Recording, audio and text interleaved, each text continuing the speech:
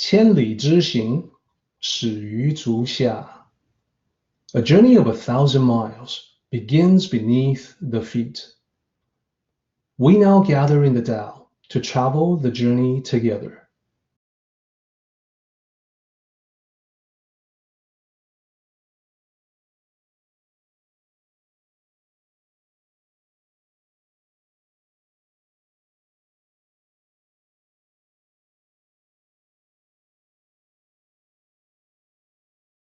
I would like to continue with a story called The Puzzle of the Warrior.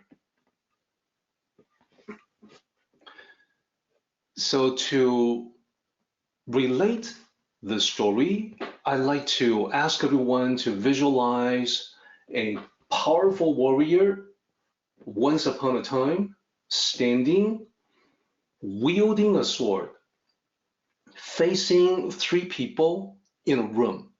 So there's the warrior in the center of the room, facing three people, and the three people are the king, the high priest, and the wealthiest man in the kingdom. All three are in conflict with one another. So each one of them would like to kill the other two, and they want the warrior to do that. So the king says, kill the priest and the wealthy man. The high priest says to the warrior, kill the king and the wealthy man. And the wealthy man says, kill the king and the priest. So in facing these commands, the warrior asks, which one of you should I obey? Who has the highest authority here? The king says, well, of course I do. I'm the king. Isn't that obvious? Of course, the king is the highest authority in the kingdom, and that's me. My word is law. Obey me as you obey my laws and receive the honor and gratitude of the entire kingdom. The high priest says, no, the laws of God are greater than the laws of man. My authority comes directly from the divine. And that is why you should obey me. Kill the other two now and receive the eternal blessings of God. The wealthy man says, no, that's wrong. Let's be honest. Money talks, right? All kings and priests bow down to money. That's a fact. I am the highest authority here for the simple reason that I am the one who will actually pay you for the task of killing the other two. What I will give you is money you can actually use, not the useless honors or blessings from the other two. So at this point, the question for everyone is, who's right? The king, the high priest, or the wealthy man? As you think about that, I would encourage you to type in your thoughts in the Q&A section while I continue with the story. The king disagrees with the wealthy man. And the king says, money is not the most important thing in life. What matters more is loyalty to the kingdom itself. You swore an oath of allegiance. What does it mean to you? I call upon you to be true to your oath. The high priest says, nonsense. God is the King of Kings. God's authority exceeds any human ruler, why are we even having this debate? The wealthy man says, look, ultimately, you've got to listen to yourself and look out for yourself. I am appealing to giving you actual benefits, and I am not asking you to be tied by imaginary obligations to the others. So once again, the question for everyone is, who is right? Who should the warrior listen to? What do you think? So I'm getting a very good answer about, actually peace is more important than anything. That's correct, and that's what we've been talking about. Let me ask everyone another question in a different way though. This story really requires some thinking on your part. It's not just something that you listen to passively. Let me ask you this question. In this story, you guys know that Tao stories are very often symbolic. So my question for you is, well, who are you in this scenario?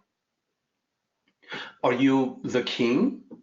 I mean, in our discussions, we talk about all the time how when the Daodejing is speaking to the ruler, the emperor, or the king, it's actually talking about you. And that's because you wield the power of the ruler in your own life. So are you not the king in this scenario? Or are you the priest? I mean, we're all here to study the spirituality of the Tao, right? Are we not more in tune with or aligned with the high priest? What do you think? Or are you the rich man? I mean, we talk about the Tao of affluence. In this chapter, we will talk about the true wealth of contentment. So wouldn't you be the rich man? So by now, I hope that you see where I'm going with this and what I'm getting at. This puzzle, the puzzle of the warrior, is intentionally told to present false options, false choices. What are the representations exactly? Well, you're not the king. The king represents the authority in the secular world, the power of hierarchy. This includes politics and government. So for instance, the head of state, the politician, the statesman, the official, laws and regulations. This also includes social settings and the workplace. So what I mean is the chain of command in an organization, the boss, the manager, the supervisor. So what about the high priest? Well, the high priest represents the power of religious institutions. So that is the clergy, the holy books, scriptures and quotes from the scriptures, commandments, and so on. This also includes the intangible powers of religion, the rule of morality to bind you, the appeals to your conscience, not to mention motivation through fear and guilt. Let's be totally frank, all of those are part and parcel of religious institutions. So that's what it represents. You're not that either. I think you can see that there's a little bit of all the representations, the king, the high priest, and the wealthy man, that is present in everyone. But to put you into one of those roles doesn't seem to fit exactly. In a similar way, the wealthy man represents the power of money, the power, in other words, of the material world, if you will, monetary gains, material acquisitions. Now, it's quite true what the wealthy man points out in the story, that money is sought after by everyone, including secular authorities, the government that will levy taxes. It's also sought after by religious authorities, religious institutions, which will not levy taxes, but solicit donations. So money, this representation is all about trade, economy, business, the exchange of currency, the exchange of value, stuff like that. So let me point out one thing about all three.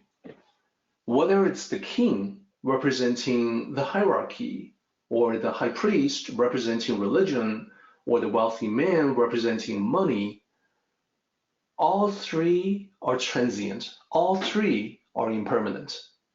They are here today. They're gone the next day. They don't last, which means none of them is the Tao. So we certainly know that material things don't last. We know money comes and goes. Wealth is constantly won and lost. Physical things, material objects, they deteriorate, they get damaged. They can be lost, they can be stolen. So they're not permanent, they're not lasting, they're not eternal, they're not the Tao. What about the king, kingdom, empires? Well, we know that throughout history, kingdoms and empires also come and go. That is, they rise and they fall. Similarly, kings and emperors, the head of kingdoms and empires, they too come and go. None of them has withstood the test of time. They're all transient. They're not the Tao within you. What about religion? Well, we know spiritual teachings can be eternal, but religious institutions are just as man-made as kingdoms, empires, governments. Therefore, religious institutions are just as impermanent as they are. Think about this for a moment. Once upon a time, the gods of the Greeks and the Vikings were worshipped as actual deities. Today, they're recognized as mythology. So they didn't last. They're not the Tao. They're not the Tao in you. So after all that, who are you? Well, the hidden choice, everybody, is the fourth option, and that is the warrior himself. The warrior, if you think about it, is the true authority here. Why? Well, because he holds the sword. Who should he kill? Perhaps no one. Why should he? He doesn't have to listen to any one of the three. His authority in that room is higher than theirs. His is the hand on the sword. That's the point.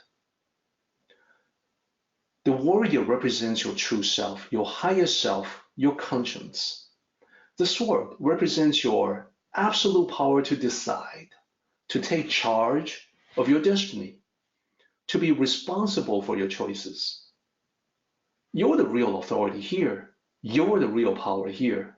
And it's higher than all the other choices combined. Does that make sense to everybody? If so, then a possible ending of the story is the following.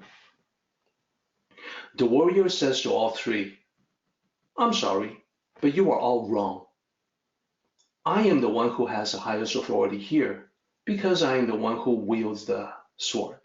I don't actually have to listen to any one of you. I don't actually have to kill anybody. As we go through life, we're sometimes blinded by the illusion of the false choices, as I have described. Instead of using the true authority of the true self to choose for ourselves, we can find ourselves bowing down to authority, religion, or money. We can forget that the true self is the greatest authority of all.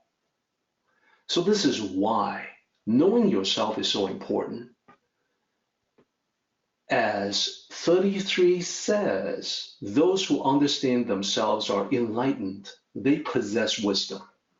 The better you understand yourself, the closer you get to the Tao.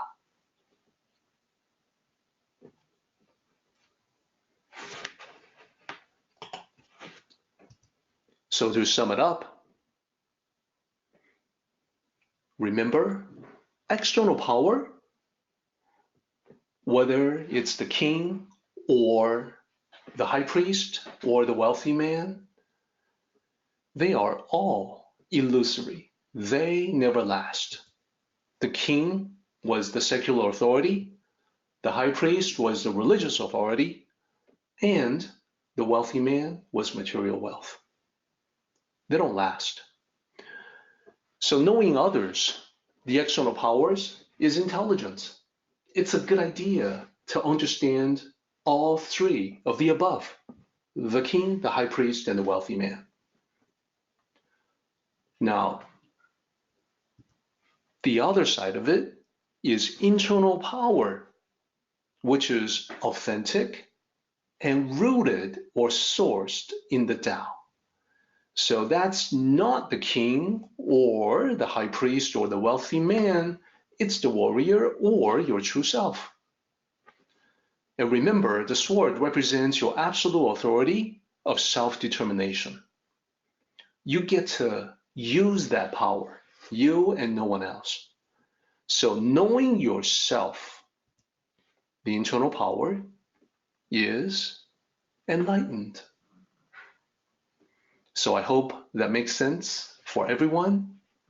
And we can now move on to the next point. Our meeting has come to an end, but the journey continues on. Let us travel safely. Until next time, may the Tao fill you with peace and happiness.